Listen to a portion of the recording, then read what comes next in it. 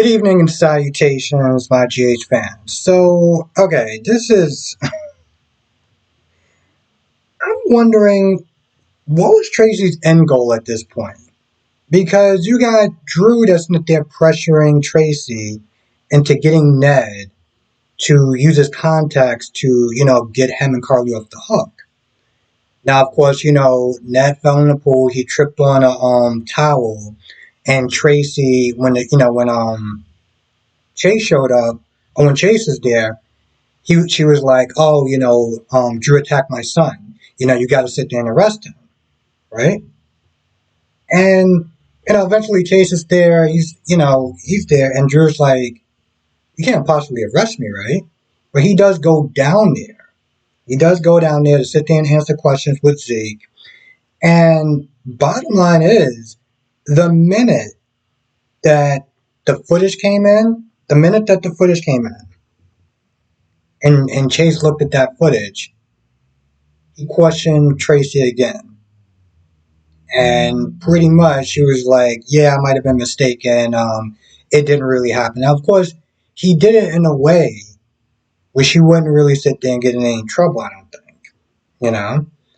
To make sure, that, well, she didn't get in any trouble or anything. But my whole thing was like, well, Tracy, what was you thinking? You act like there weren't, like, footage or anything like that anyone couldn't see. Now, my whole thing was on Friday, because this episode was a Friday's episode.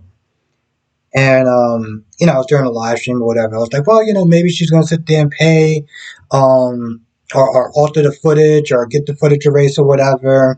And I thought it was going to be something like that. And it was going to be kind of like drawn out a little bit. And the whole time Drew was sitting there thinking, I got to sit there and get from under this. Otherwise, I won't be able to sit there and deal with the SEC.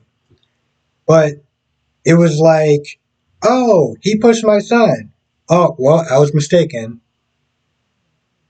What was even the point of even coming at Drew like that? You stop to think about it. Ned is already down, right? Like he's hurt and everything. So it's not really so much like what Ned can actually do to her, seeing how the dude is already injured.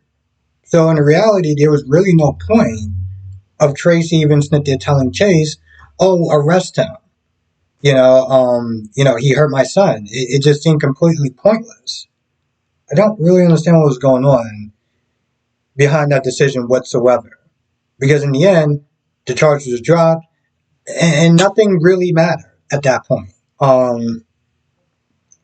Seemed more like a stall tactic, like, oh, well, let's find a way to sit there and filler this episode as much as possible, because that's the only way that's going to make sense to me. And if I'm wrong, please tell me.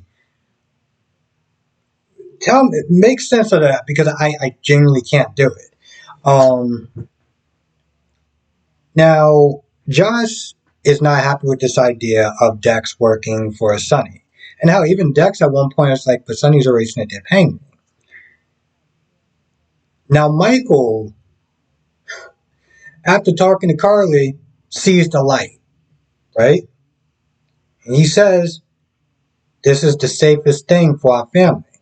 Meaning that, Sonny's around, and if Sonny's not around, the boogeyman comes out and play, and, there's a bunch of people that's going after Carly, right? But Josh is sitting there mouthing off, and she's like, I can't believe you want to sit there and do this. Why would you sit there and hire Michael? You've already hung him out to dry, blah, blah, blah. And then she goes at Carly, because Carly's like, no, this is my idea. Now, what I do not understand is why they did not just tell Josh, hey, listen, if Sonny goes to jail, all of our asses is grass. Okay? We're done. And they're coming at Carly first. Why did they not just sit there and tell her that? Instead of being like, oh, well, we got to sit to protect Sonny. This is a new enemy. He's in new territories. He's not used to dealing with people like him. And, Dex even has to sit and explain to her and all of them, like, because after a while, Josh is like, I don't like it, but, it's his choice. And, Dex is like, listen, these people are different than the people that Sonny's used to dealing with. They got long reaches. Like, they're dangerous. They're not somebody to sit there and really mess around with. But I just felt like the whole conversation could have either been cut in half by at least telling her the gravity of the situation if Sonny's not there. Um, and at least it would have saved time on her just mouthing off and stuff like that. I don't understand that. I'm like, Carly, you are head of this house, right? Like, you do run this house, right? So why are you sitting there letting this girl sit there and talk to you like that? Like she knows what's better than you? Like she's sitting there telling you what to do, like she's telling you off. I'm not really telling her off, but it's like, yo, listen, this is what it is, this is what I'm doing, and that's the bottom line. And instead she just, nah, nah, nah, nah, nah, nah. Are we talking back now? This is what we're doing? That's why I don't. Mm-mm. And of course, at this point, um, yeah, this, well, at least one good thing came out of it is that Michael finally sort of like, oddly, he chose to see the light after Carly said something, but even though he grew up with the mob, he should already knew if Sonny wasn't there. This is why it's still stupid, but whatever. So you got that going on, right?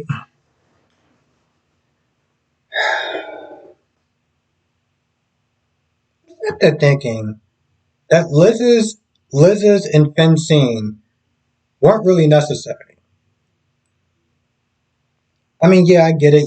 Talking about Epiphany, and she's having her doubt if she could sit there and live up to Epiphany's example and you know be as good as Epiphany. Now, personally, I still sit there and think again that she should never be head nurse in the first place, but whatever. Um, so you talk about that. Now, there is one thing that I will sit there and agree with Tracy. There's only one thing. So they're at the hospital, right? And Tracy's worried, everyone's worried and stuff like that. Finn, well, Tracy sees Finn, and Tracy's like, "Yo, listen, I trust Finn. Like, I want him to sit there, like, tell me what's going on or whatever." And Finn is like, "Well, listen, we got our best intern that's not there looking at Nev right now." And when he said intern, she was like, "No, no, no, no, I want you there." And no offense to anyone that's interns or anything like that, I'm pretty sure they do a really great job and stuff like that. But when your loved one's life is on the line and somebody is to say, "Oh no, no, that's cool. We have our best intern looking at it." I'm sorry, what? So when Tracy was like, "No, no, no, I want you there," I was like, "Yeah, you've been kind of annoying up until this point, but I will sit there and agree with you on that." Again, not to say interns can't do a good job, but you know, lives are at stake. Um, just saying. All right, so this scene with Ava and Austin just it started to get to a point where it just became obnoxious, right? Because Austin's like, listen, you need to sit there and do this. Mason's is not the type of person to sit there and play games. Okay, when he says something, he means it, and if you don't do what he says, you can be killed. Now he does imply that. Well, Austin does sit there and imply that they may want Sonny dead or whatever. He didn't actually sit there and say it, but or at least I don't remember him saying it. But Dave was like, "Oh, I don't want to do it because of this, because of that. How could I do it? How could I sit there and get Sonny to trust me? Yada yada yada. Blah blah blah blah. I don't know if I can do it." And it's just like, Ava, you don't understand. This isn't a request. This isn't like they're asking you to do it. They're like, listen, you either do this or you're dead. And she talks about how I'm only not killed. The only reason I'm still alive is because I have Avery and stuff. And it's like she's not understanding the gravity of the situation. She just keeps asking, well, she's asking these really dumb questions to some extent. To some extent. I'm not just saying they're not important questions, but the bottom line is you can ask them. You just literally that's what she's doing. She's asking them 20 questions. I'm just like, at the end of the day, either you do this or you don't, and you don't do it, you're dead. And Austin tries to does best he can. He tries to tell her that her life is in danger. He tries to sit there and say, "Hey, listen, I like you. I don't want you to be harmed." Um, he even kind of flirts her a little bit. And then at this point, he's like, "Yo, listen, I really helped you out. I need you to do the same for me. These people are dangerous. I've been trying to get them under their thumb for years." I'm like, it doesn't matter what he keeps me just saying. She's just like, "Well, who's the boss? Who's this? Who's that? Da da da da da da da da." And I'm just like, Ava, either you're gonna sit there and tell Sonny what you're dealing with, or you're gonna sit there and go through with this plan. Because this whole it's like dragging her to water at this point. It's like you're gonna get to water at some point. It's just how you go about doing it. You're either gonna do it with Sonny, or you're gonna do it behind Sonny's back. The 20 questions and the fact that this scene just lasted way too long really started to get under my skin at that point. And again, I felt like it was just a stall tactic. Like they were just really trying to find ways to patent this episode as much as possible. I can't believe this episode actually happened on a Friday. It didn't really seem that much of a cliffhanger. Oh, and they never know. They don't really know when Ned's going to sit down and wake up. So I guess while Ned is off to La La Land, you'll be probably seeing more Wally Kurt on days. So pretty nice of GH to actually do that for the actor. You go on coma for a little bit, you work over there, you do your thing, and then I don't know, whatever happens, you have to leave for a business trip, and then you wake back up on General Hospital.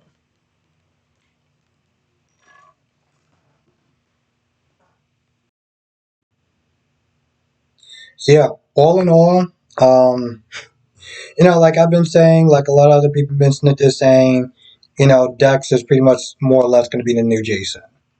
Going to be new Jason. That's just going to be about it.